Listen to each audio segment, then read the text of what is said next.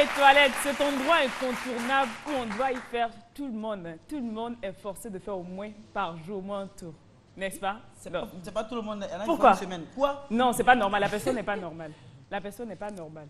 Et en même temps, cet endroit où on est obligé de passer au moins une fois par jour est le nid des bactéries et des microbes. Donc j'ai porté ce gant pour boxer un peu, pour vous montrer comment boxer les bactéries. Voilà. Et comment le faire?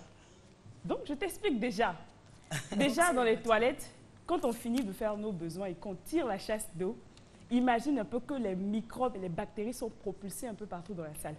Donc quand la salle d'eau est dans le même endroit, dans la même salle que les toilettes, les microbes vont jusqu'à se poser sur nos éponges et même sur la brosse à dents.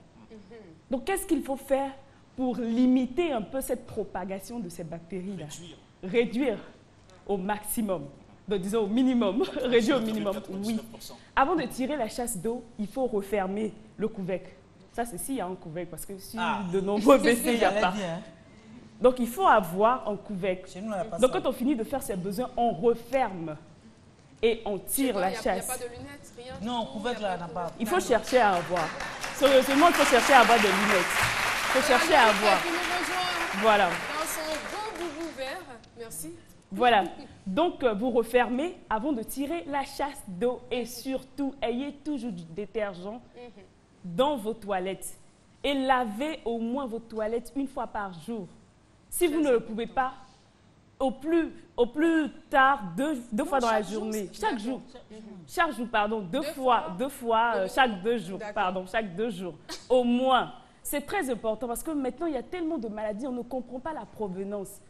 Il faut faire ce qu'on peut, du mieux qu'on peut pour réduire les maladies. Et ça commence par les toilettes. Et on l'a dit, il faut toujours se laver les mains avant de sortir des toilettes. Il faut toujours se laver les mains avant de sortir des toilettes parce que très vite, la main se retrouve sur la bouche. Et bonjour les dégâts. Et il y a des personnes, j'avais une tata, elle, une fois que tu sors de la douche, elle te dit d'aller prendre une douche. Il ne faut même pas lui parler, on ne comprenait pas. Mais aujourd'hui, on se rend compte qu'effectivement... Quand tu reviens des toilettes. Oui, quand tu reviens, que tu sois aller faire l'un ou l'autre, elle veut que tu prennes une douche. Et elle a bien raison. Oui, elle a bien raison. Il faut le faire, c'est très très important. Il ne faut pas dire non, ça ne tue pas africain. Non, non, non, on ne sait pas. Les Africains meurent très jeunes, on ne comprend pas pourquoi. Il faut respecter les règles d'hygiène minimales.